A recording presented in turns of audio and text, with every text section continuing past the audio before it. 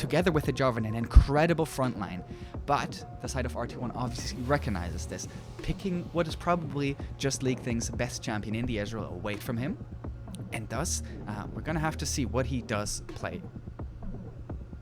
Well, even though the Ezreal has been taken away, there is a numerous, hyper carries or safe carries that can be used with this team comp. As you see, Galio, Jarvan, and Leona not only provide hard engage, but they can provide a decent amount of peel Yeah. against LeBlanc and Lee Sin, which I I'm a feel was a really good choice. I'm a big fan of then banning the Samira, because I think the Samira is basically like it would fit so well into this aggressive style of a team composition, also with the two knockoffs coming obviously from the Galio and the Jarvan, benefiting even more from her passive than she just does with the Leona, and the Leona herself having really good setup for that champion. So I love that they pick the Ezreal and then ban the Samira, because also Samira very good into Ezreal.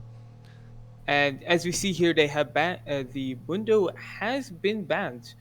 The Mundo is a strange pick to ban, I would say the least, but I can understand taking away such a safe and really strong pick in the top lane. It That's an seems like amazing weak side choice, isn't it? yes, and since they have also banned Tom Kench, that just gives us a general view that both teams seem to be playing for the bot lane rather than the top lane. Now the Lux is coming a little bit out of left field here. We talked a little bit about how we think that RT1 feels very favored on this matchup, and I think this Lux certainly is exerting some of the confidence that we might expect coming out from them. Because typically Loon is very favorable towards Enchantress, and then she has some engaged champions, with, funnily enough, the Galio Leona, which are both taken by Crown of the Ruin King. So I already see a lot of moving pieces, a lot of moving parts here. How do you feel those three frontliners connect together with the Jinx and the Jax here? Well, going back to my previous point, I said that there's a lot of choices for hyper carries, and it seems like one of them has been chosen, which is Jinx. The Jax does answer some of the problems that comes with the Ezreal and the Lee Sin, but it also gives more dependency on the top lane, more self-reliance. But then the Malphite comes in, which puts a big dent on those plans. Well, how does it dent the plans then? Well, you see, Malphite has been a notorious counter for Jax, and really, it has way more advantages than Jax ever will. His unstoppable force can change the tides of a fight in an instant. Do you feel that the team composition that RT1 have drafted for themselves is very much so built around team fights, or do you see other strengths in what they have put together here for themselves? I feel they have really strong, a deceptively very strong early game. You could say a rock solid early game. I see what you have done there. But luckily, we have the Jarvan, Galio, Leona. Those are a really strong front line with also amazing peel. And the Jarvan can really provide a strong lane dominance for the Jinx lane against the Ezreal lane. Do you think that the Jarvan has many avenues in which he can get into the bot lane? Obviously, we know that Jarvan very struggles famously against AD carries that are able to just jump out of the Cataclysm or just dash away from the flag and drag. And I think Ezreal definitely fits that category. So how do you think they can look to punish the Ezreal while he's still able to maybe maneuver out of some of the tools that the Jarvan might throw at him? Well, not only, as you said, not only is the Jinx paired with a Jarvan jungle, she's also paired with the Leona. Um, Leona could, before ganks, punish the Ezreal for using his blink, or she could throw it out at random, causing a bit of confusion for Yeah. the Ezreal and setting up a really nice gank for the Jarvan to set up. So overwhelming is what you're saying here. You're overwhelming them with CC. Of course, overwhelming is the correct word to use, Mm. but that if it is played correctly. Mm. There's the burden of execution. Typically, when we analyze drafts in SLE, we always give some leverage to who actually has the easier team comp to play here, and we don't mean that in like, oh, these players aren't able to perform, but even on the international stages, at the highest level of League of Legends, ease of execution can mean so much for a team because you find so many different modes and so many different ways that you can actually execute. Now, I love what you're saying here with the overwhelming of the Ezreal Blink. Jarvan himself obviously has 2 gap closes in his kit, and that can already offer some troubles for the Ezreal. And then on the other hand, there are also 2 really big and powerful CC components coming out from Leona, and then 2 really big powerful CC components coming out from Galio. So I love the overwhelming is what we're calling it. And yes. I think that that is very interesting to look at, but we have to flip the picture, right? We have to also look at the other side, and the Jinx feels very, very scared here. Yes, she has her beefy frontline, and yes, she has a Galio that can peel for her wonderfully, and Leona can to some extent as well. But there's just so much flying at her, and I mean that literally, with the Rock flying at her, with the Lee Sin flying at her, with the LeBlanc flying at her, and then all of the range that Ezreal and Lux provide. This Jinx can never feel safe. Yes, but speaking of the range, I feel like the pick of Lux feels a bit, how you say, cocky. Seeing there are better picks, I would say, better than Lux in this team comp, but it could be executed just as well as the other ones.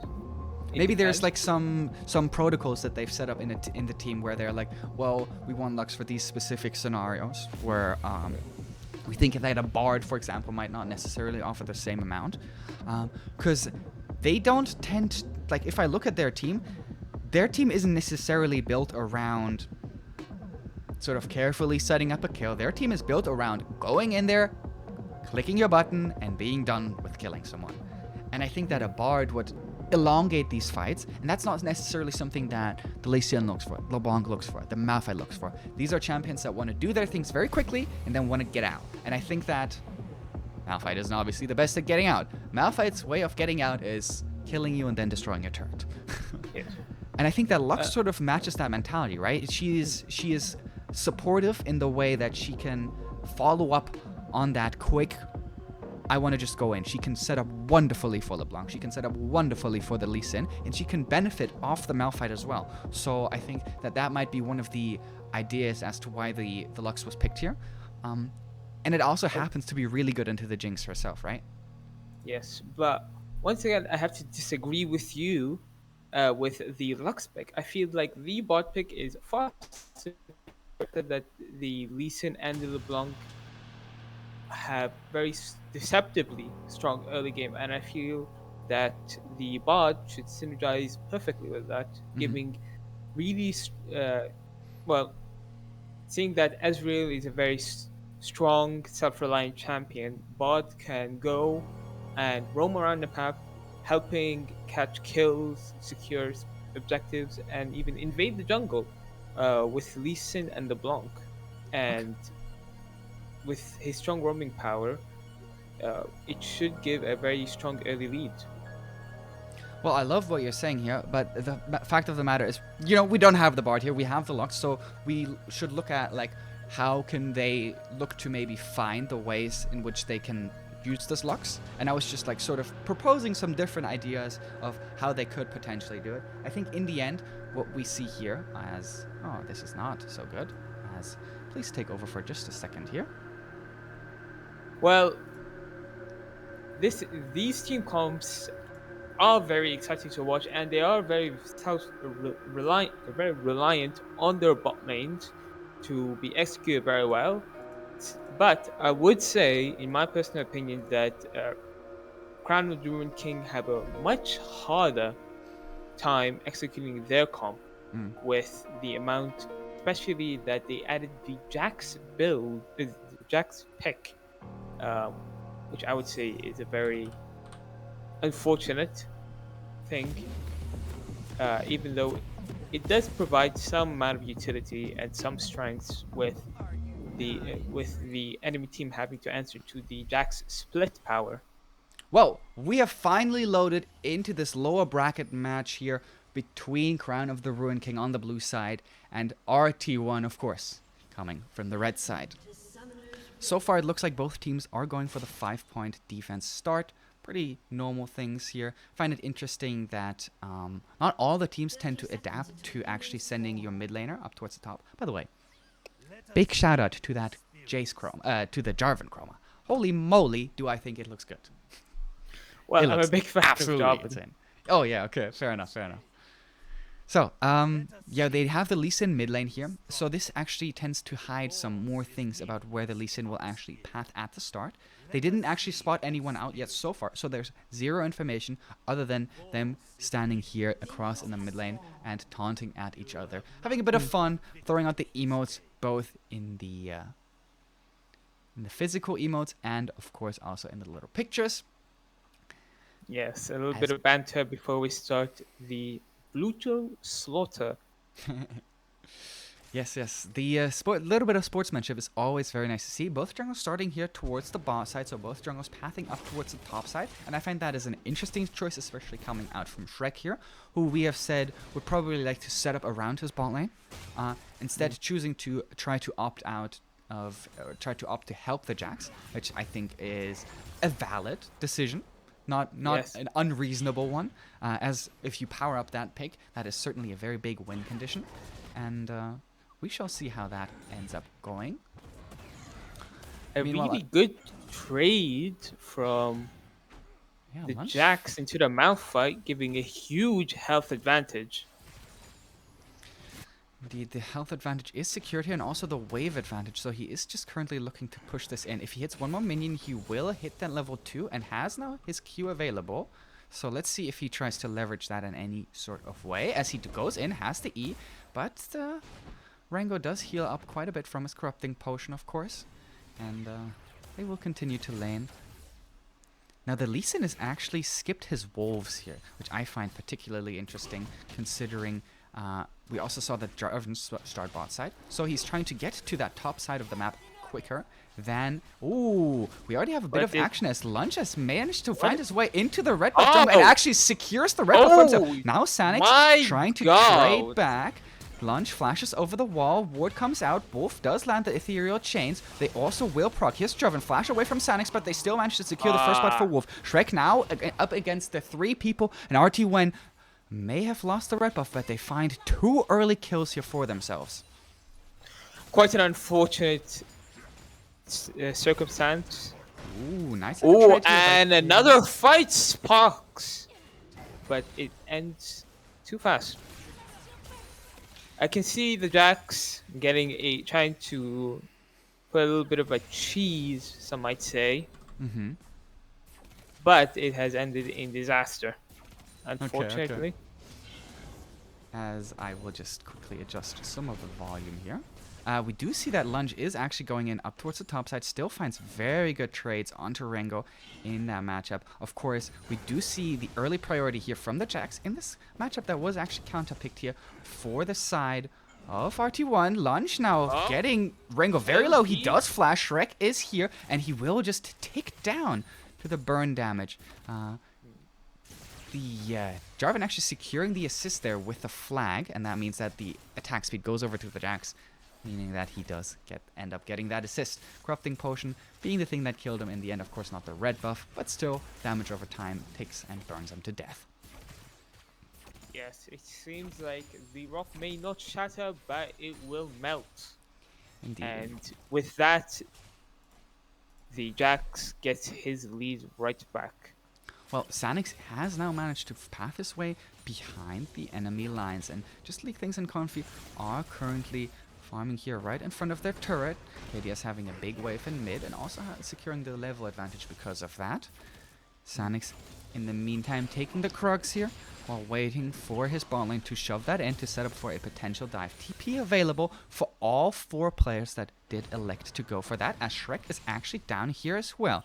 They will not spot Sanix quite yet. He will use the ward hop to try to get out. Wolf pathing towards his jungler to try to bring some safety, and the flash flag and drag actually connects on him, and they pick up their second kill. Now securing themselves the gold advantage for now as well. Just League Things walking forward towards Loon, as Shrek is also in a pretty good position, but this will just mean a conversion towards the dragon here. Well, it's great to see that the mid lane has rotated and given a perfect advantage for Shrek to secure a simple kill and also Loon? secure an early dragon. Okay, well, they do end up getting that.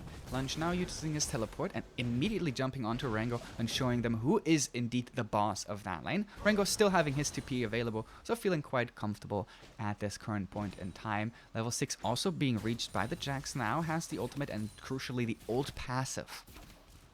Yes. It is interesting to see that the Jax has won this lane, even though many would describe this as a hard. Will he look to die this? Because lane. with the advantage that King Daddy Sage is providing him here, this is a free pickup of a kill. Rengo not having the flash, not quite having the ultimate as available, does still have his TP, but nice proactivity once again coming out from the mid laner from Crown of the Ruin King.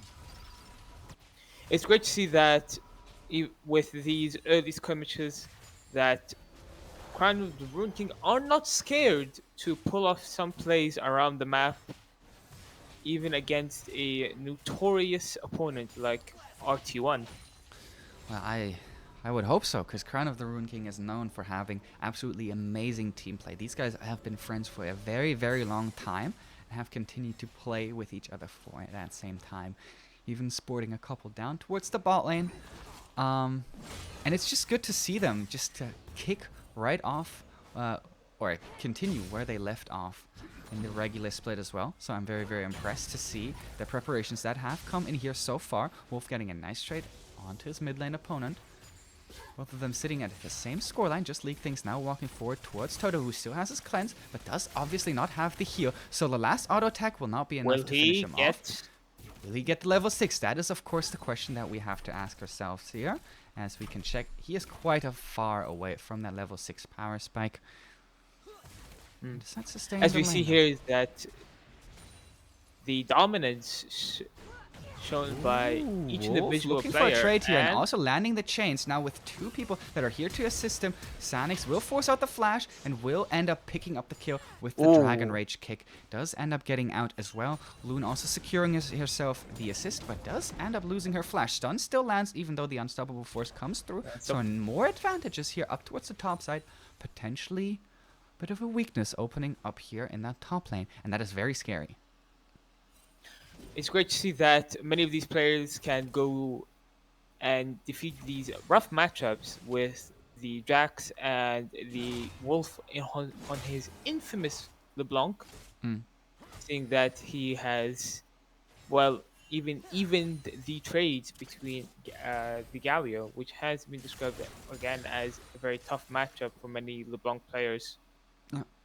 Well, you say infamous LeBlanc. I think we would be remiss if we wouldn't mention how famous King Daddy Sage is, of course, for his Galio. His namesake coming from the commissioner of the league in Seiji, being a tribute to that player and the things that he has taught him specifically on that Galio champion, as that is their shared main champion. So definitely we do see that they're coming true to their names here, and I think that's very wonderful. And once again, the red buff does go over here to the side of Crown of the Ruin King, up towards the top side. Now they are also looking to set up a potential gank here on towards Rengo. Shrek coming through the river. Rengo having the flash, but not choosing to flash over the wall, and this will mean certain doom, certain demise, and certain death. And another kill going to the Jax, increasing his lead and making him more of a threat on the side lane later on. Yeah. Well, just Leak Things does take the Lux Binding and will also take the laser because of that. That does secure her AD carry's retreat for the moment, as he had been looking to get that in. Having, of course, completed the tier, Ezreal also a wonderfully scaling champion with his current item build. However, they have already lost the turret plating.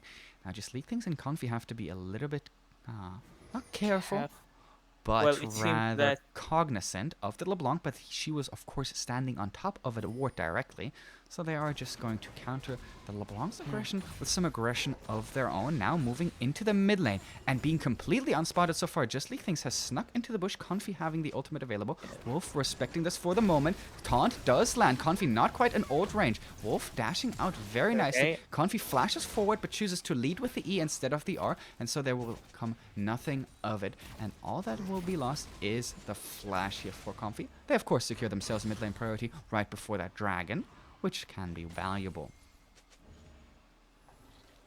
Both TPs available here for the side of Red Team 1, and Rengo also in possession of his ultimate. This will mean if he does TP, he will lose a major amount of turret plates, and that could end up being very detrimental. They set up a nice death brush here for the side of Sanix, who does manage to get up at the start. Dragon goes over, Dragon Rage kick onto Confi, but not followed up for the moment. Wolf now coming in with the TP onto Shrek, trying to get that flank. Dragon Rage kick being down, but Sanix is still willing to go forward. Shrek utilizing the flash to try to get away. Sanix dropping lower and lower, but the last auto attack from just Leak Things will not finish off the Lee Sin here. And so it will just be a trade of dragons and a couple summoner spells here.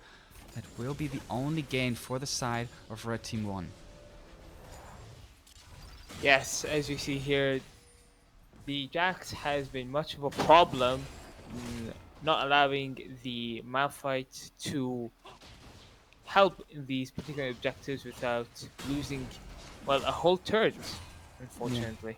And that is something that, like, yeah, we said that the Malphite has a lot of team fighting strength. What if he can never get to those team fights? Because you don't really want to send the LeBlanc into the side lane against the Jax either. And if he continues to outscale them this hard in the side lane, that certainly offers many problems. Shrek clearing some wards here, leaving the normal ward in the bush standing. Maybe just Leak Things picks that up, as Confi has managed to roam her way up to the top side, but Rengo respecting it, taking the recall, still having his TP available, and now just manually pathing down towards the bot side. Chooses against it in the end, as he reroutes his character's movement. A little bit of a small trade on the bot lane. Ooh, nice side steps from the Jinx. Yeah, indeed. This is what he is known for. The mechanics of that kid are obviously amazing, and I think that we have seen some real treats coming out from this particular AD carry. Toto using the ultimate to try to buy himself some space once again, using an ult to try to allow themselves a recall. Not freezing the wave here, it's just Leak Things, as he is also opting for that very same recall. However, Ezreal coming in with a bit of tempo, already having finished his base. Maybe you can talk to me a little bit about the CS advantages that we have managed to see here, and what may upcoming from that as... Well, seeing that more and more of mid lane have been more proactive from the side of Crown the Ruin King, some CS has been lost, but this has come with the advantage of having more of a map presence compared to the LeBlanc. Same thing has been shown with the Jinx. Though the Ezreal Lux has been a very safe lane, it has come with the troubles of the Leona. Leona does provide the Jinx Ooh, we might be very setting up for a much. big Yeah. fight here, as I apologize to interrupt you, but the Herald is continued here as the Vision War continues. Both AD carries still down towards the bot side. Funnily enough, both in theory being able to try to contest it. Sanic standing here over the wall. Loon giving vision, and the Herald dropping in terms of aggro bar. Once again, back up to the top side. Rango has his ultimate available. Sanix will not be able to get into the pit. So the nice positioning from the side of Crown of the Ruin King will not be enough, as they lose patience on the Herald. And now they're standing directly on top of the ward. Sanix, however, already having chosen against it. And Shrek not having lost his smite either. Yeah. So they will just pick that up. An early game advantage, I have to say, here for the side of Crown of the Ruin King. I am very pleasantly surprised. We're all surprised since their the comp of RT1 has been shown to be a more of a early aggressive comp with the Lee Sin, LeBlanc, and unfortunately with the Lux. Yeah, well, if the Lux can't pick up enough gold for herself in these early games, then she kind of runs dry a little bit. Also cancels her recall here. Once again, they're trying to utilize that Ezreal ult, that Lux ult, to try to allow these bot laners from the side of RT1 to finally recall. But for the moment, Just League Things is just matching the push with his completed Kraken Slay. Also lands the Zap. Confi, however, does not land the Zenith Blade. Lunge almost hitting that level 11, and the further the Jax scales into the late game, the scarier it gets. Topside CS is, however, closing down a little bit. Obviously, go on. Yes, and a very possible skirmish. Yeah, indeed, the dragon is coming up in 13 seconds. Just League Things walking up towards the turret here, as the turret platings did fall. TP available for both top laners. And of course the Galliar, which also cannot be ignored as a teamfight tool, especially when setting up with the Jarvan, with the Leona. These are ultimates that combo together very, very nicely in that sort of three-man group. And that's why KDS is allowed to actually clear wards that are a bit further away from his team, because he does have the mobility available. Rango, does he interrupt the recall here from Lunge? No, he does not. So both of them now level 11. Lunge is in base right now. By surprise? Oh, he is indeed caught by surprise. Does flash out of forcing that situation in the end. The Malphite has TP'd in. Yeah, he has indeed. So they might look to give up the dragon here, as Shrek is also at roughly half HP. Now, curiously, I have to say, walking over there, trying to contest some of the vision. RT1 secure themselves their first Infernal Dragon, as of course the Infernal Soul is on the horizon. Yes. But the way and the a huge unstoppable force going through. Solar Flare. Those were pretty massive ultimates. Lunge does TP into the fight here. And here also comes the Galliard to try to turn the back end of the team fight around. So far, it's a 3-for-2 here for the side of RT1. And we see that Lunge is now being under threat of Sanix, who does have the Dragon Rage kick and lands the Sonic Wave. Following it up with the Resonating Strike. I believe that you're just a couple of seconds ahead of me. So, it seems so. Would appear that way, as Wolf is trying to chase onto Shrek here. It lands the Ethereal Chains. Cannot quite finish the kill, even with the Electrocute being procced here.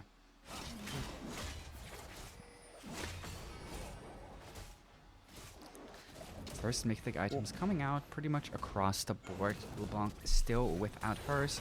And, curiously enough, also not very close to it, of course, because... No, she must have it in base. She must have it in base. Just interesting that she would choose to go for that Amplifying Tome as alongside the... Is it a Blazing Rod? Is that what it's called? I think it is. It is Blasting Wand. Blasting Wand, excuse my lingo there. I think so. Ooh, Toto might be caught out here, as Confi does land the Zenith Blade this time around. Ult forces out the flash. As Solar Flare misses. Yeah, well, they did nicely force out that flash from Toto, as the cleanse was also down. So good awareness here coming out from Confi, punishing that Ezreal up towards the top side, landing a nice E onto her. As you said in the last time, the Malphite ultimate making the difference that we had been talking about, and it's up again as Confi steps into the bush and gets poked out by Loon.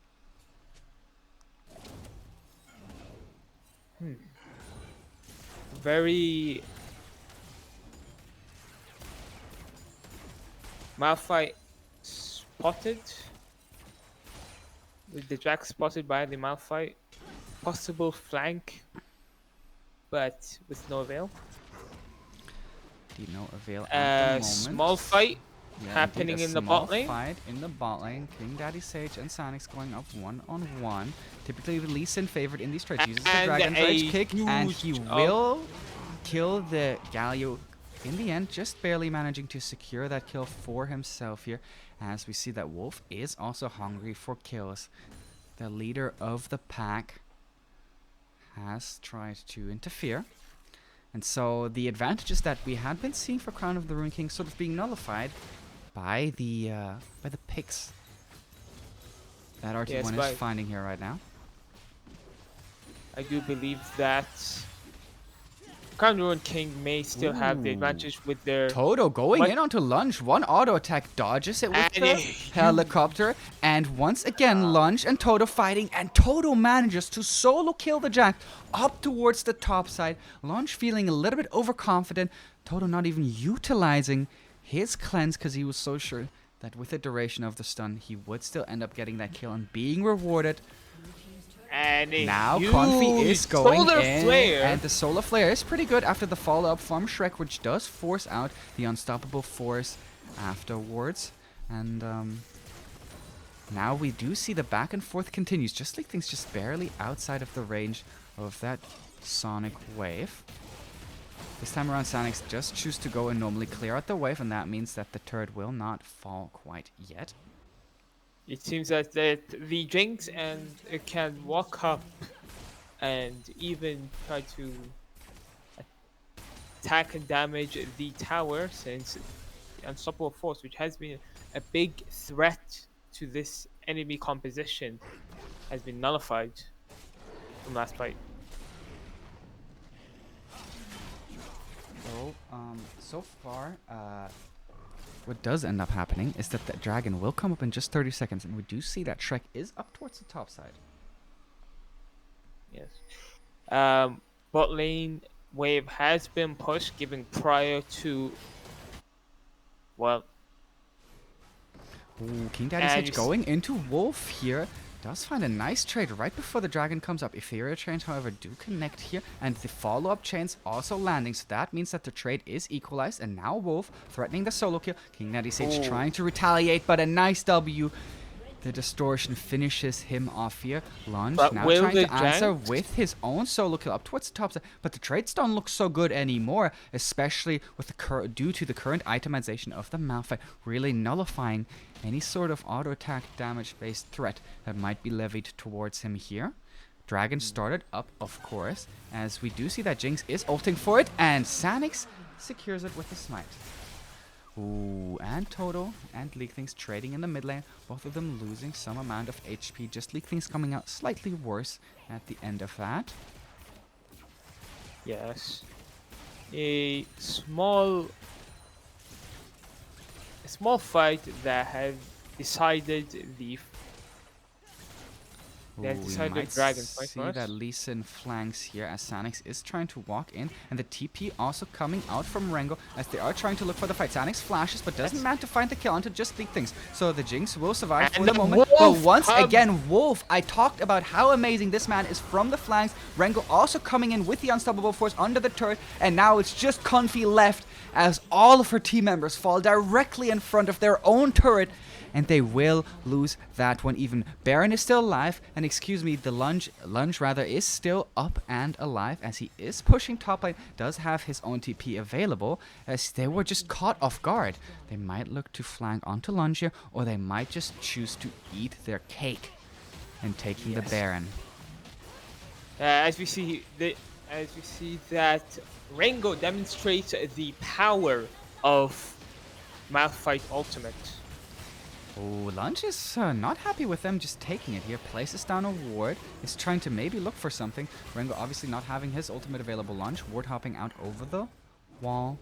Does get away from that fight for the moment. Trying to delay them, but Sanix and Toto and Wolf are continually working to clear this Baron and will manage to do so.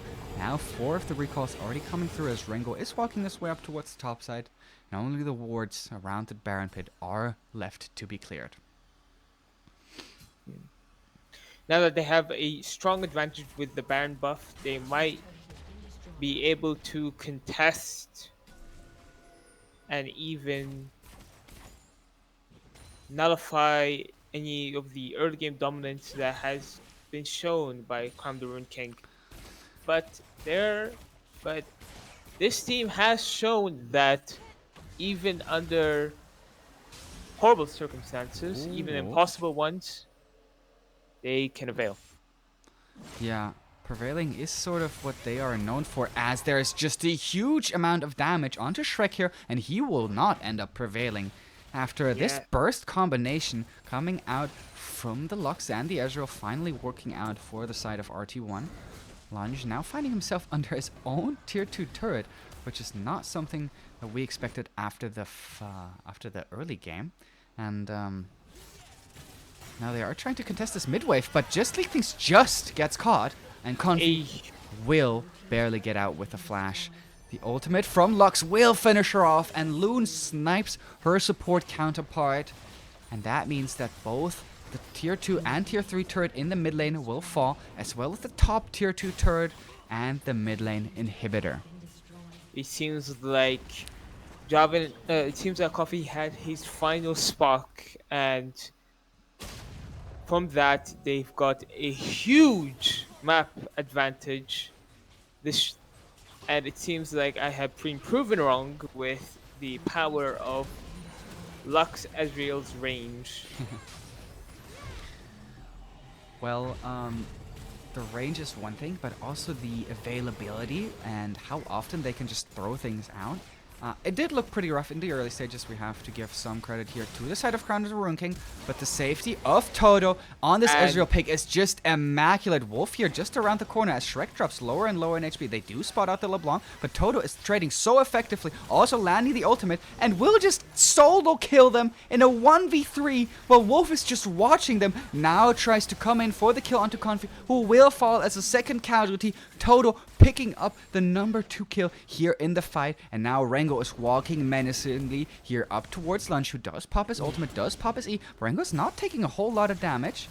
Slow here onto Toto. Lunge and Rengo still continuing to trade up towards the top side. Rengo still has his ultimate available and will use it to try to get away, but a nice flash from Lunge will finally find some sort of leverage here up towards the top side for the side of Crown of the Rune King. Meanwhile, yeah, the bot lane tier 3 turret falls. a beautiful turn of events in the side favoring the side of RT1, but Lunge giving us a fair trade up in the top side, solo killing the Vampire. This is something that I think RT1 is very known for. There isn't typically like one shining star that's Omega carrying the game.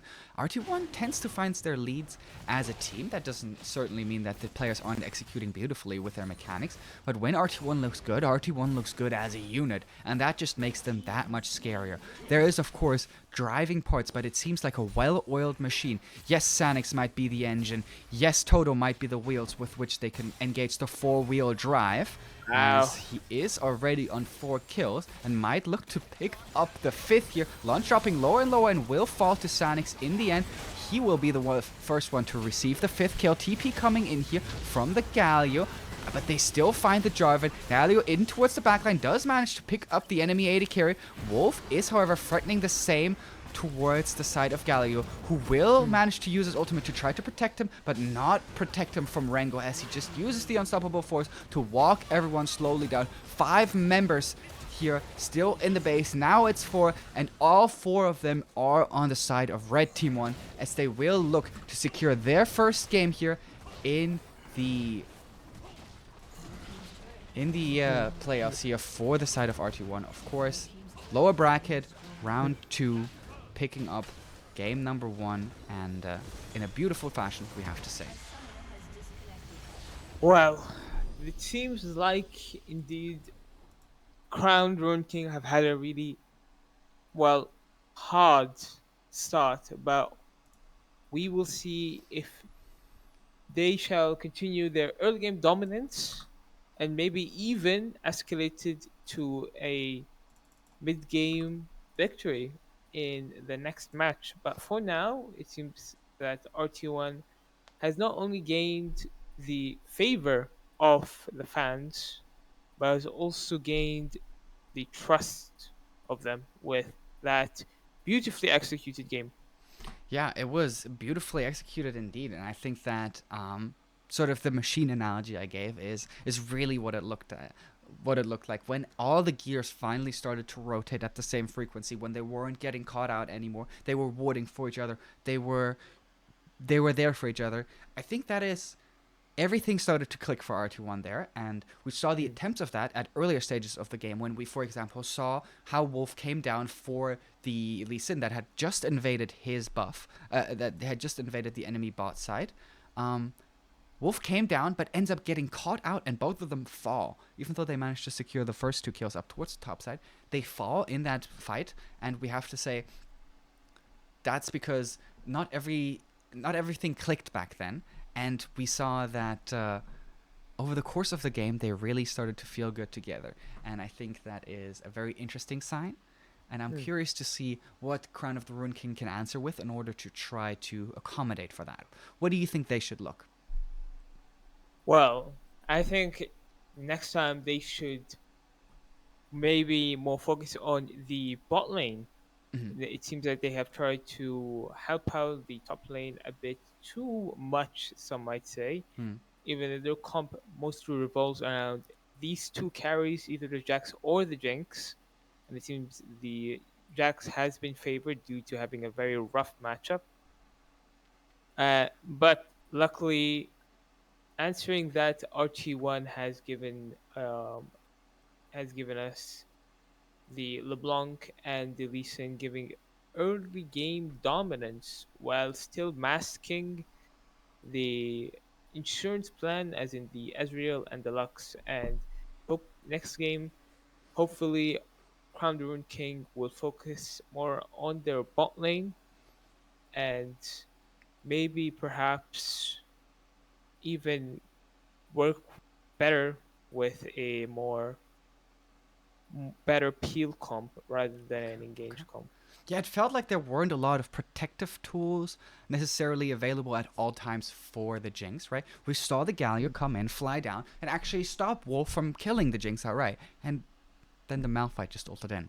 And you sat there and you were, or I was at least thinking to myself, like, there's something missing. They're clearly missing something, and I think it Yeah. could come from a different support pick. I really like the idea of picking both the Galio and the Leona in the same rotation. I thought that was a very clever draft adaptation because it does take a lot of tools out of the hands of Loon, and if you manage to attack someone with a smaller comparative champion pool by just picking something that you're comfortable with and flexing it in different and interesting ways, I think that's a very cool draft strategy. Did not end up working out for them here, but I Mm. think that there is merit in that, and I think that's the most important part. Yes. Um, but we can see from this game that RT1 has the better experience through drafting Hmm.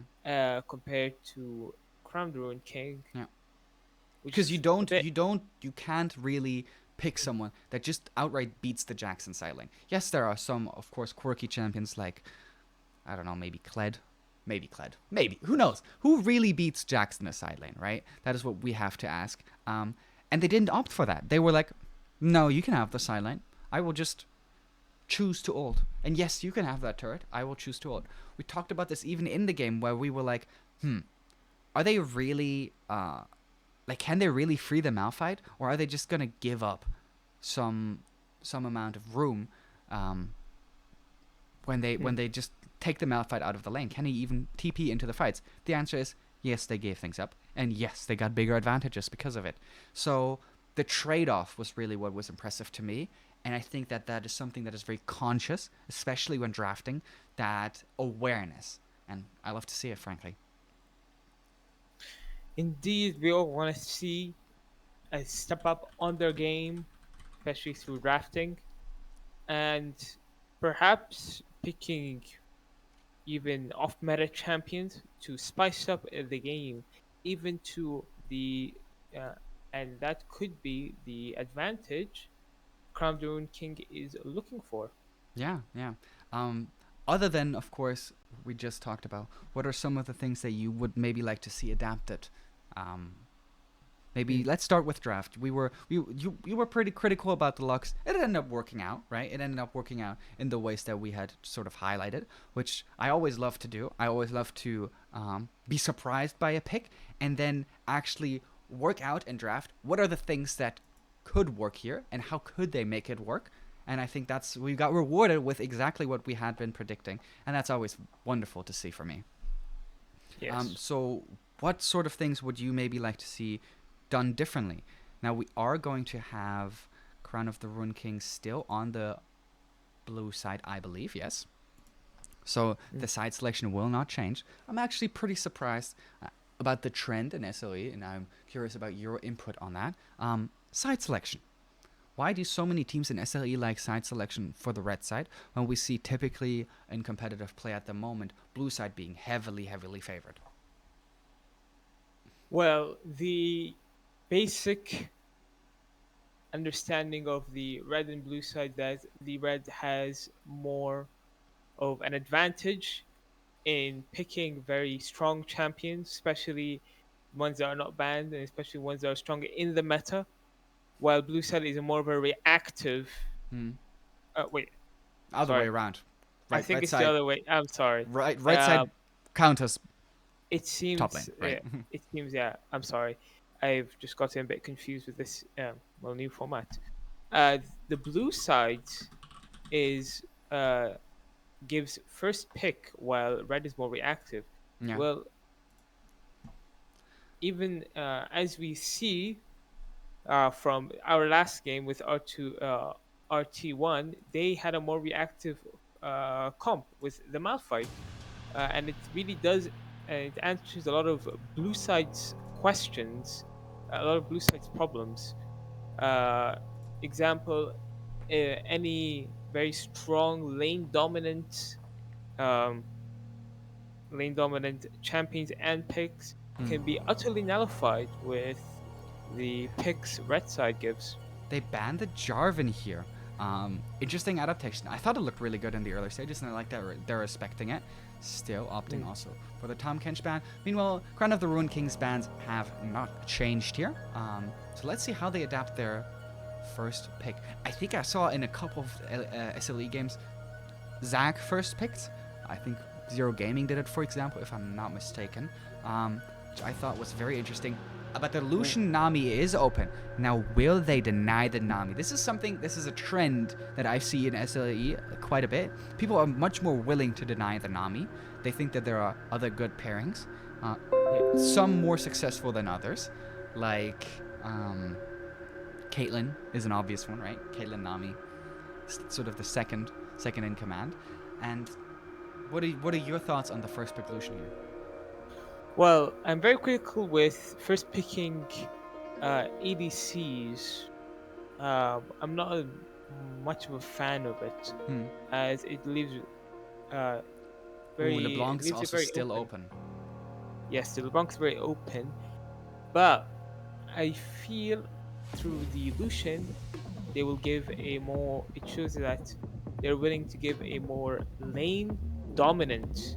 And as we see here, the Nami has been taken away, respecting the lane dominance and lane power of the Lucian Nami combo. Yeah, I think that Nami is definitely a champion that is very much in both supports' wheelhouse, as is the Lulu, right? These are sort of two champions that these two players are, I would say, known for. The Enchanter types is certainly what they tend to favor, and so I'm not surprised to see both of them go towards it.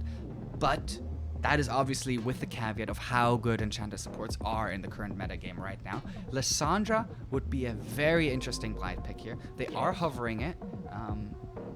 I'm not a huge fan of Lissandra in general.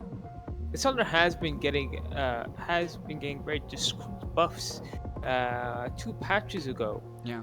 I mean, it's the answer to LeBlanc, right? But my problem with Lissandra into LeBlanc is, yes, you neutralize the LeBlanc, and she, if you do it correctly, she doesn't really do much. But you're still Lissandra, and you don't really do much either. Like, you're just trading so that you're just annulling the other mid laner. And I don't think that's something that I'm particularly fond of, especially because the LeBlanc hasn't even been picked yet. So maybe a bit of scare, like they may be a bit scared here.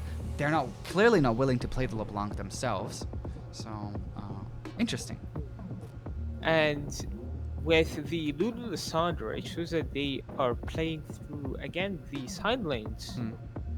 with the Lissandra having strong pushing power and very high utility, Roaming paired with potential. the Lulu. Yes, strong, very strong roam potential. And Jack has been denied for Crown the Ruin King. We were just speaking of it. Hmm. High gang potentials, especially it would be especially strong for a Lucian Lulu lane. Help I them snowball. I'd be very, very happy if they, instead of the Lissandra, they go for the Zac here, because I think Shrek looks so good. He looks so good in green. What can I say? I Um, guess. yeah, well, he does end up getting banned, and Silas follows up as the last ban here, coming out from the side of Crown of the Ruin King, trying to pinch down on the mid lane pool. However, Wolf has shown as sort of uh, the facilitative part of the machine. No, no, no. It has returned with a vengeance. The Lux has been locked in. Okay. I'm speculating that, seeing that the Silas has been banned, a Sejuani, perhaps? I would Very expect a strong Malphite coming out from the Vi. side of Crown of the Ruin King, to be honest. Vi can Vi has been locked in. Mm-hmm. Vi has been very dominant in solo queue and has been terrorizing the meta with its recent bug fixes. I would say more of huge buffs, giving better longer knockups, and very influential ults. Hmm. And also the Camille pairs with the buy very well, giving, Very nicely, yeah. yes, giving very strong, not only strong pick power, but also Dive. this, yes, very strong dive, especially with the Lissandra. Yeah, very true. I see the theme going on here. I think the Lucian is a bit off theme, and the Lulu even more so, as Yes. the things that RT1 drafts sometimes make me ponder, make me wonder, And as the the Poppy gets Poppy, locked in a last yes, pick. Poppy is a perfect solution for most of these champs, as one of them rely on heavy mobility Hmm. with the Vi and the Camille, and denying that Well, could, the Vi is unstoppable in her ultimate, but it's certainly good against the Lucian. well, it could stop in the early game, Yeah, especially true. Very true.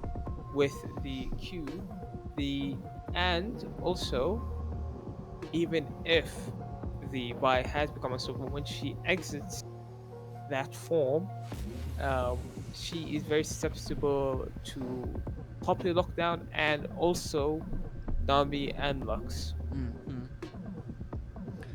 Well, how do you think that that the Poppy specifically does into Camille? Because Hmm. I think that you're talking about it like it's very good into Vi in the early game, but it's It's most also, likely not jungle, right? We expect this to go towards the top lane, uh, go into the hands of Rengo, who I think also does play the Lee Sin, but Lee Sin falling out of the favor. And I think that Poppy is pretty good into Camille.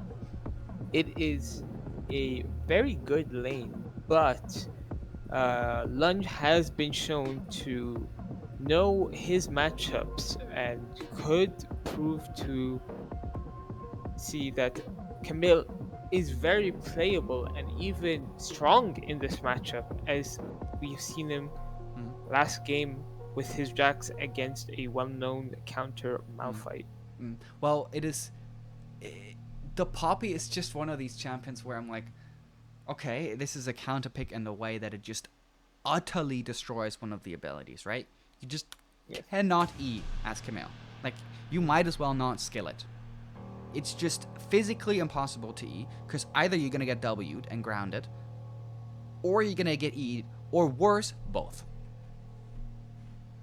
Um, that you see, it gives a strong amount of peel and can stop a lot of engages. Yeah. But the one thing that some might not see with Crown the Ruined King's comp is not only that it's a dive comp, but it can also be a 1-3-1 comp. So showing that the Lissandra and the Camille can side lane with the Lulu and Lucian mid lane. Lulu giving enough peel and surviving the mid lane against the Lee Sin or the Poppy, Yeah. while two of those champs pressure both side lanes. I And I think you feel make a that we wonderful point here. I think that also Vi is a very ideal jungler in that sort of scenario where you can detach the Vi from the mid lane and potentially look to shadow one of the two side lanes. And Lissandra is obviously absolutely outstanding at just getting away with things, right? She just is so good at not being denied to do things. Mm, Very sturdy in that way. Do you think yes. that the side laners from RT1 are good answers? Or do you think that they're just relying on the burden of execution of the comp of CRK being too high? Well, seeing the comp of RT1, it seems that they are relying again on their range and a good amount of peel, at least in enabling both of them. And although they have a lot of range, I don't think as individuals, even not as players but as champions, they cannot handle the amount of split given from the Lissandra and the Okay, okay. Let's we talked a lot about this top side. Let's go down the list. Let's talk about the other matchups here. Hmm. Lissandra into Lux. Obviously, this is a Lux counter pick into. I mean, it is unusual to have a blind pick Lissandra. So where do you think the Lux is coming from? Well, it seems that it comes from the success of last game, but also it comes it comes from the Lucian pick. Uh, Lucian is notorious for having low range but extremely strong dueling potential, Mm-hmm. And you and think Lux interrupts that? and I think the Lux with her bindings and her superior range should handle and possibly poke down with the Caitlyn the Lucian before he becomes a relevant and Okay. champion in these team fights. We set up how good the 1-3-1 is for Crown of the Ruined King. Do you think that RT1's comp particularly excels at team fighting? Well, not team fighting in the traditional sense. It seems like they have more of a siege comp, poking down Mm-hmm. the enemies and taking down the turrets, and perhaps this has answered the 1-3-1 in the most simplest way, which Mm. is ARAMing, and and and the Poppy is the perfect catalyst for this, as the 3-1 as the 1-3-1 comp relies also not only on the split but flanks, and Poppy denies those flanks with her W, Yeah. steadfast presence, And most and flanks her come out of corridors, of jungle corridors, so very vulnerable to the steadfast presence as well, so to the E. yes, and with and again the Nami and Lux also help with a great amount of peel and range. But again, this comp has been this draft is favored heavily to RT1's perfect response to the 1-3-1 split. Yeah, I mean, we talked about the difference between blue side, red side. We think that red side is the more reactive one, is being able to counter that. And that might be one of the reasons why most teams choose red side, especially in SLE, because they think that if I have the correct tools for the job, then I should be equipped. However, obviously, CRK did have site selection for this game, and they did opt for that blue side. And they did opt for the Lucian first pick, which I thought you had some gripes with. I mean, I've seen so many other teams do it. I think it's pretty good. Um, the thing being, obviously, the Nami being taken away means Lulu is next in line for the supports here. Mm. That is sort of the natural order of things here. And we're seeing Yumi. Oh, I guess it was banned last game in second rotation. Other than that, it seems pretty untouched so far here. This is a great showing of why I personally and many people have frowned upon the first pick ADC, as it leaves the bot lane matchup very open Mm. to counterpicking, especially as you are playing the blue side. It would have possibly been better to pick a jungler, as Vi could answer for either a lane dominance comp, or a 1-3-1 comp, or a team fighting comp, seeing that the buffs has left her very flexible to many of these roles and comps. Well, with that being said, we are entering game number 2 here with Crown of the Ruined King on the blue side and RT1 in the lead once again on the red side. Currently 1-0 is the size of the lead, and we see very similar starts, and the only difference here... Okay, there is no difference. There is no difference. I guess the difference is King Daddy Sage is not emoting. Indeed, it seems like he's a bit of a sour player since the last game, I or I know enough about King Daddy Sage to know that he's not very sour. I think he is focused. He's trying to perhaps focus on what the win conditions are, and they do spot out Shrek here. Wolf will see that he does place down the ward, and they will trade a couple of damage instances back and forth, as there is no back trading, of course, and it's just Wolf hitting a little bit. will Stanix change his route to adapt to this change, or will he try another strategy? Well, we see that Shrek is already changing his route. Wolf walking forward aggressively after landing the E here. Tries to get the auto attack off. Does not do so successfully. Vi dropping quite a bit of HP here up towards the top side and is clearing that buff on top of a ward. Wolf does lose out on the trade, but does get the shove in return. As we see with the Lulu lane showing a lot of bullying, poking down not poking down, but short Harassing. trading with their enemy. Harassing, that is a better word for it. The one thing I am surprised about that many people have not noticed is the Caitlyn pick not being, even though it is not bad, it is actually perfect for this comp. Ooh, nice trade here by Rengo, denying the denial of the shield. Tries to look for the solo kill here. Lunge under quite a bit of threat, but does trade back. Lunge does flash out in the end. Now Rengo threatening and threatening. Shrek is down towards the bot side, and he does flash forward. And with their steadfast presence, all it takes is the last auto attack, and this time the turns have tabled. Yes, it seems like Rengo has finally gotten his revenge. Ooh, Confi taking a lot of damage here, potentially needing the heal. Oh, and Rengo going for more aggression onto Lunge here. Sonic's flashing forward, but whiffs the Sonic Wave. Oh, it's getting spicy up here. The wave is very big, and Rengo will need assistance in order to try to push this in. Shrek is down towards the bot side, and they seem not entirely aware of it, so they are using Sanix's presence here up towards the top side. Poppy obviously now being super reliant on those minions.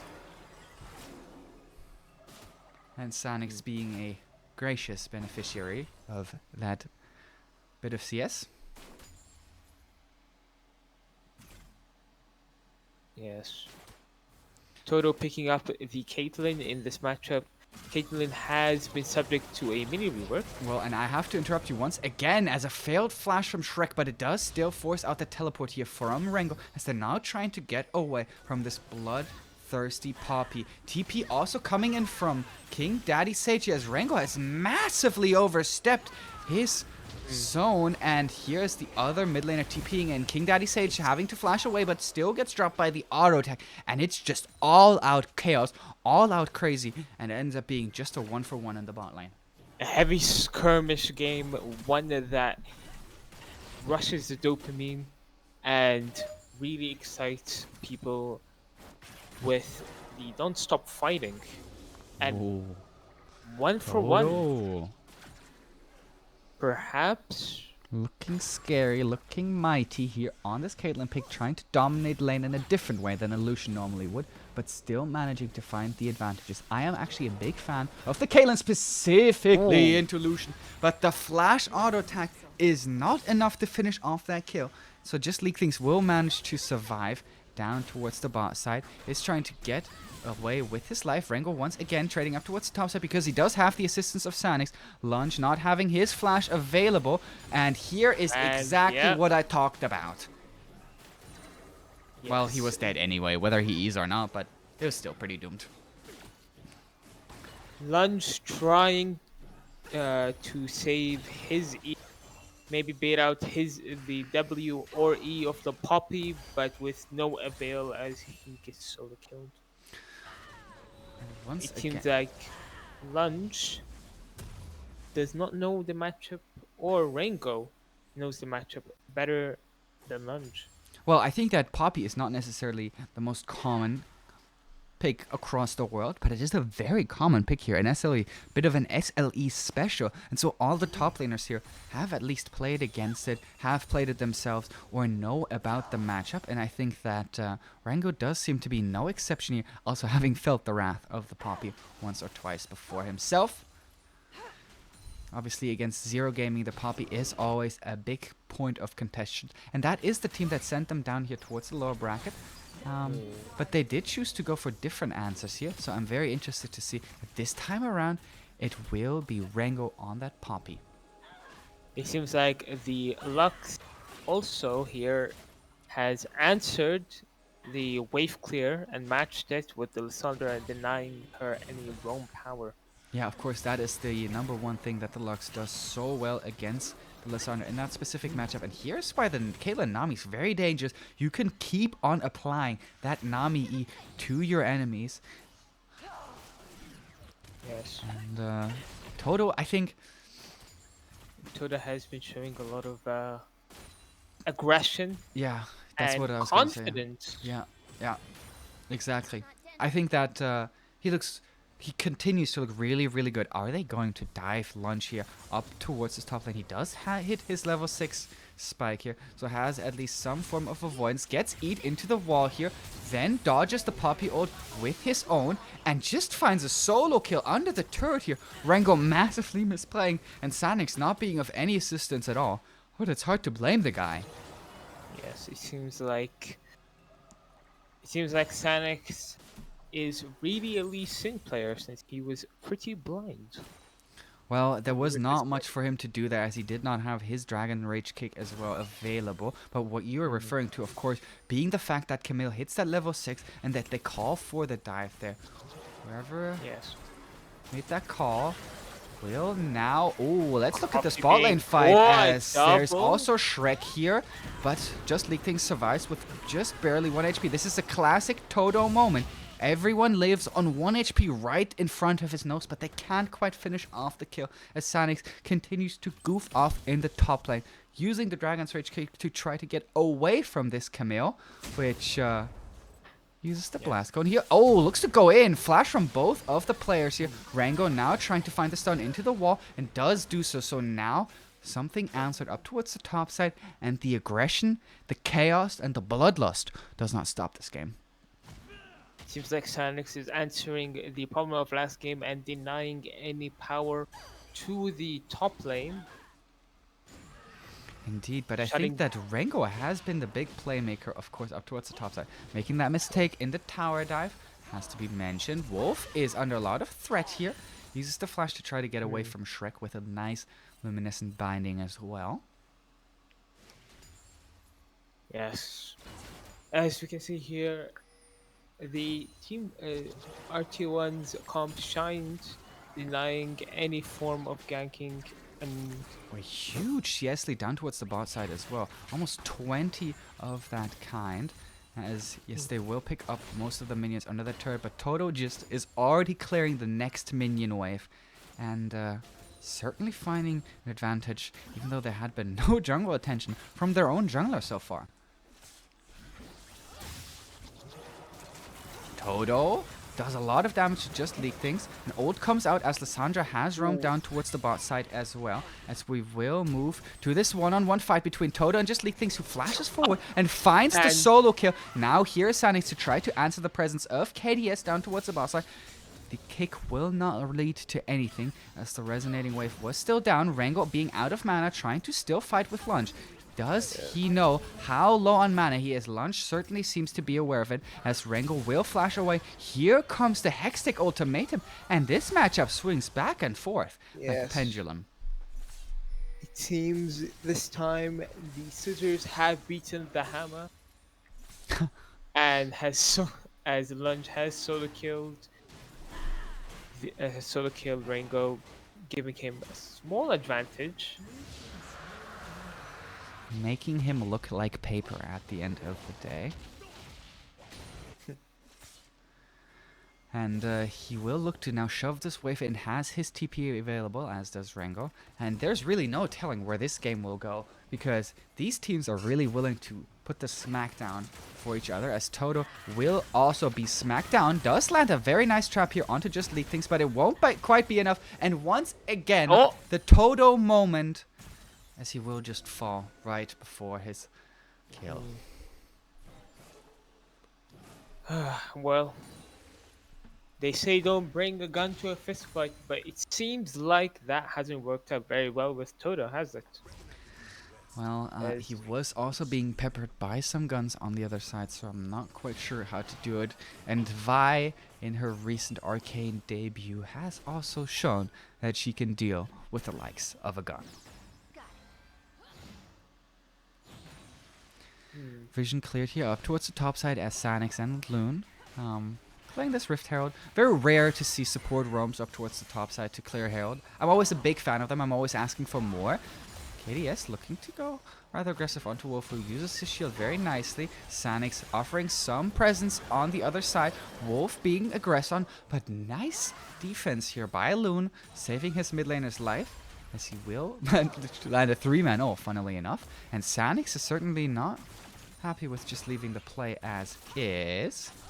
Also, CS gap in that mid lane once again. The counter picks here certainly seem to work out. We said that we felt that in basically every single position, maybe other than jungle, they had been answering extremely well here in the draft for the side of RT1. Let's see if they continue to build the picture, or if RT1 manages to continue, or rather finds themselves at the continued dismay here from the aggression and proactivity coming out from the early game here, as Wolf has TP'd down towards the bot side, but 2 TPs here from the side of CRK. Everyone, in fact, has managed to find their way down towards the bot side. Stunned into the wall is Lunge is here. King Daddy Sage does flash forward to try to secure the kill onto Toto, but he won this time around. Will live with just 1 HP remaining, but the fight is certainly not over. Loon coming in as the last member of the fight, as she tries to continue the aggression here, and 2 kills here secured for RT1. As you can see here, the Poppy pick showing its best moments, denying the Camille, and also showing a very strong presence around the Lissandra, stopping Toto from being shut down. Well, you say that, but he is limping in this current moment. Just like things not having the flash this time around, so Toto does feel a little bit safer, but safe would be still an overstatement. Sanix picks up the wave down towards the bot side. Both buffs here coming up for the side of Shrek, as the red buff is already sitting in his pit while he clears his red one. Dragon still a minute and a half away, as turret platings have now fallen, and we look to make a tally of the early game. We see that in the first 14 minutes, roughly a little bit under 3,000 gold lead here. This time around, Lunge actually managing to E the Poppy with W still available, certainly a surprise here. It As seems Rango is like just not fast enough on the fingers there. But here is Loon to maybe try to answer. Using the W for movement speed? Or it maybe seems like predictively. Yeah. well, it seems like Loon thought it would be a longer fight and tried to add some extra damage. Hmm. Well, Seeing something that it does do is it frees up the Poppy to actually roam down towards the dragon, coming up in just 45 seconds.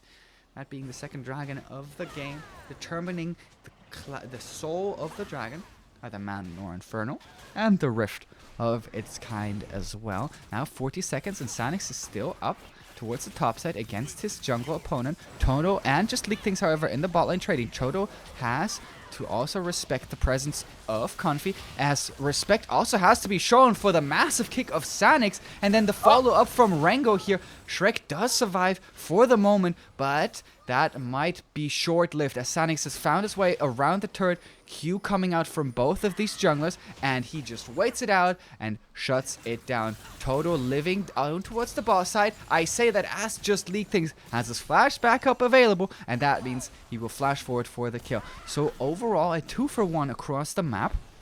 This bot lane certainly demonstrating why they picked it this way. But the lacking presence of the support up towards the top side may be leading to the demise of his comrades. Turret also falling.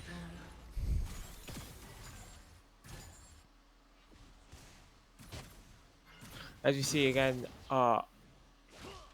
that the Lucian is trying to, well, counteract the shift in power in the top lane by getting the bot lane tier 1 tower. Yeah, and that means that they now have all the priority in the world for that dragon, and so they do pick themselves up their second dragon as the mountains arise. And that will mean mountains so on the horizon. Not particularly great here for the side of Crown of the Rune King. They would have really loved that Infernal Soul. But it is what it is, as they say. I think a trend that I have seen in RT1's games is that the team that tends to prioritize the dragon less actually ends up finding more advantages across the map, and then oftentimes the dragon soul is not that impactful in these games, as they tend to try to outmaneuver each other in different ways. Rango and KDS fighting here up towards the top side, and this is the freedom that I mentioned about Lissandra in that side lane.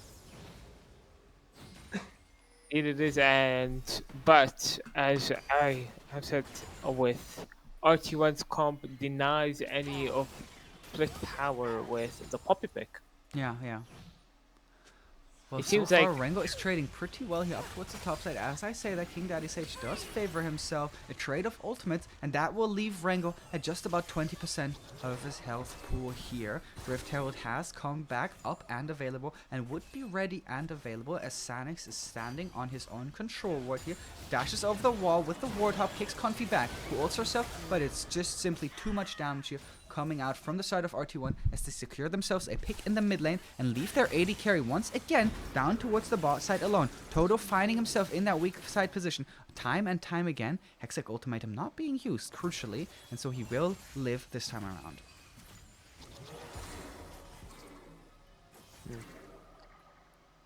But again, as we see here, the two important abilities have been taken down from the side of us, Crown of the Rune King. Ooh, a contest here from Shrek. He might look to steal this.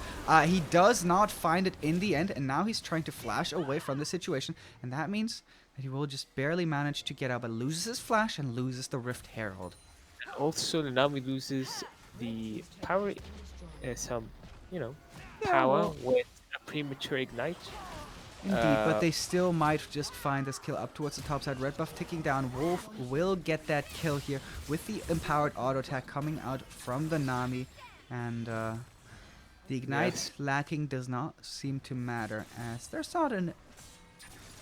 no need for it in that situation. It isn't.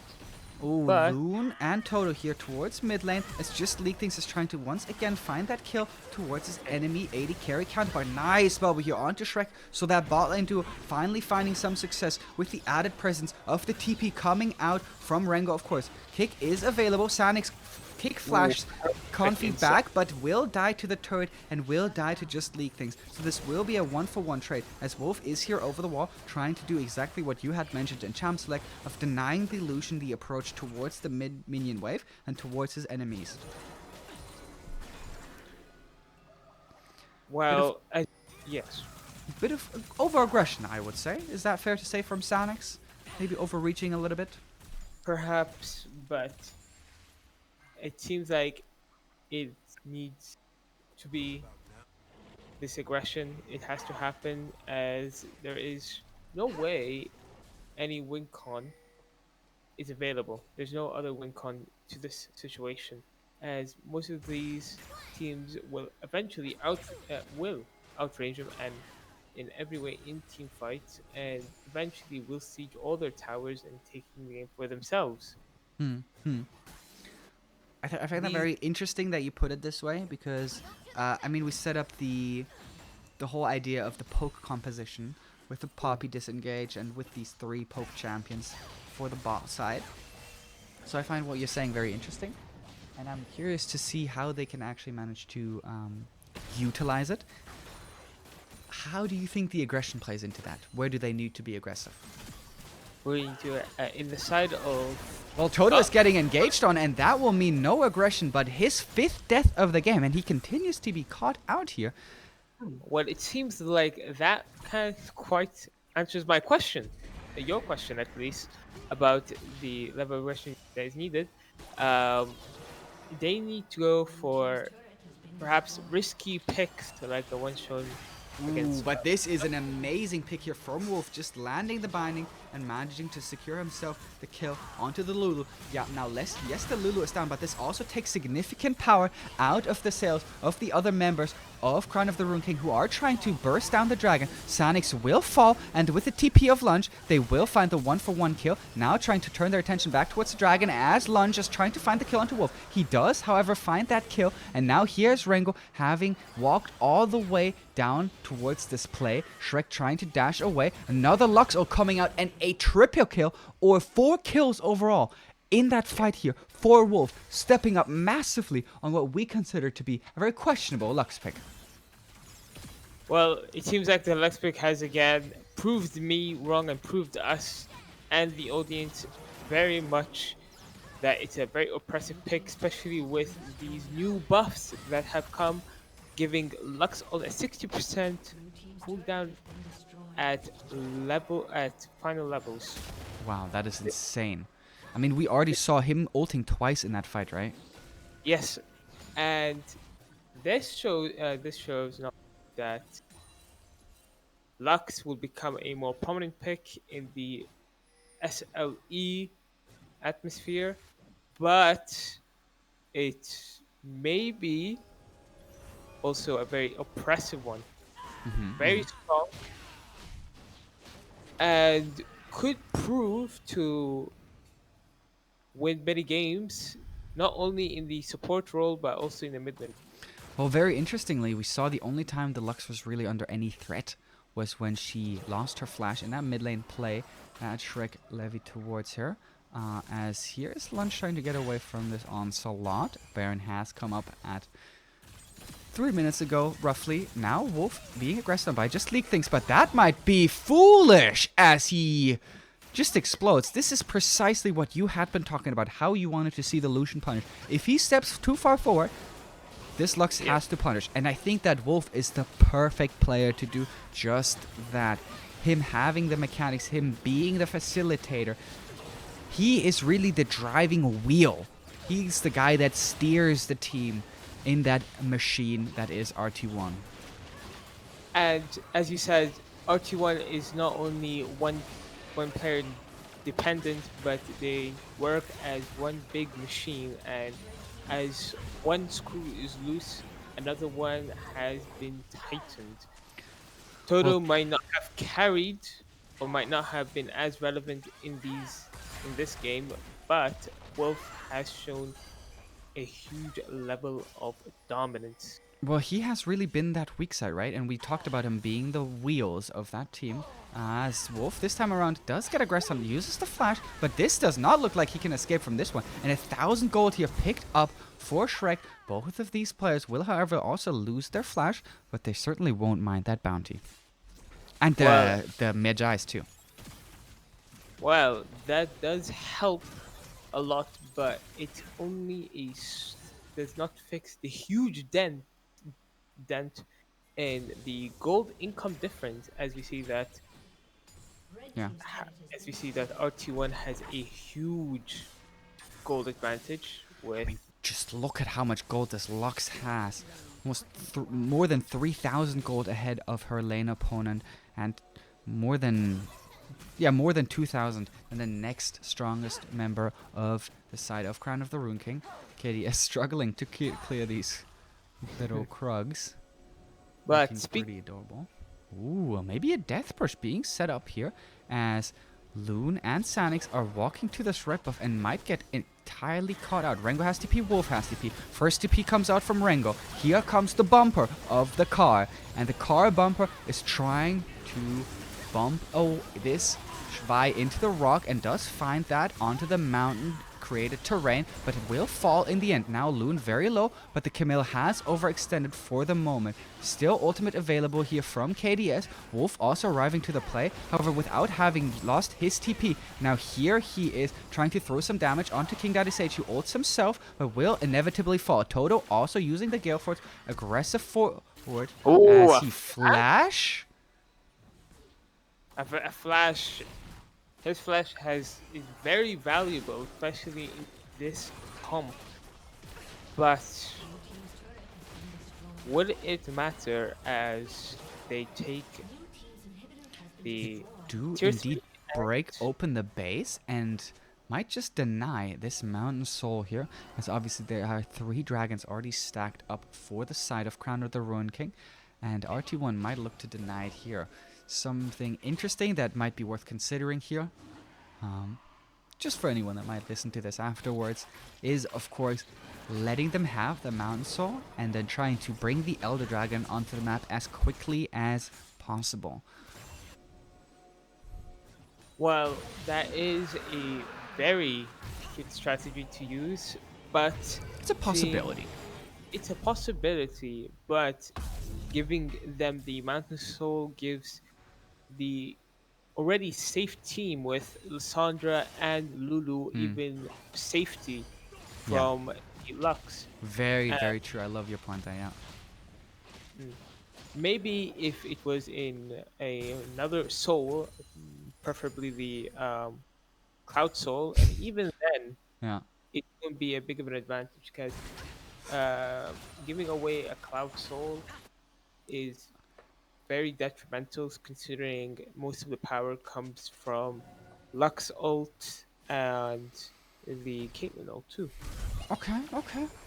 And of course, the Lee Sin kick is the longest standing playmaking tool, as Toto does not have his flash, and so Shrek just walks forward with the Q as they're trying to engage in top lane. Kill in mid lane picked up, but kill in top lane returned. Lux Laser picking up the kill on her mid lane opponent, as Just Shrek. League Things is the carry that we had set up from the start of the day. He has all of the marbles here for the side of Crown of the Ruin King, and he has to be the one to step up.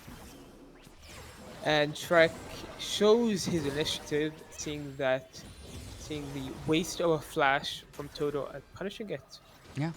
He even wasted it in that very same one-on-one dynamic, right? Flashing towards the Vi, inevitably being unsuccessful.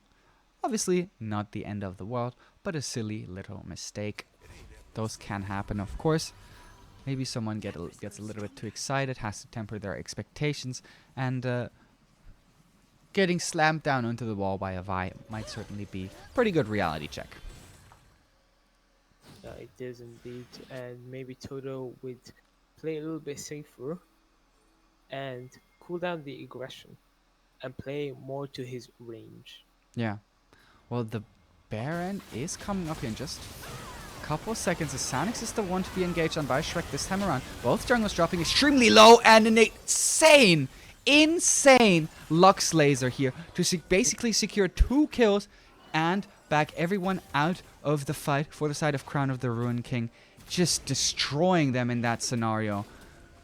Yes. Relentless from Wolf, who continues to be so impressive on this mid lane mage. But speaking of Wolf, we can also look at his builds with the second item Horizon Focus. Some might say that Horizon Focus is an underrated item, but with its prominent use in long range mages, for example, Lux, it not only it gives huge power spike in in 115 ability power. Second item with the second most AP. Well, I'm a big fan of going Rabadons, especially if you are going Magi's. I think that those 2 items synergize way too nicely together. I do, of course, understand the theory behind the Horizon Focus and think that it's just a great item to have in general. But I would like to see him also pick up the Rabadons, preferably next time. For Yes, that. Horizon Focus really synergizes very well, not only with Lux's kit, but her ultimate in general.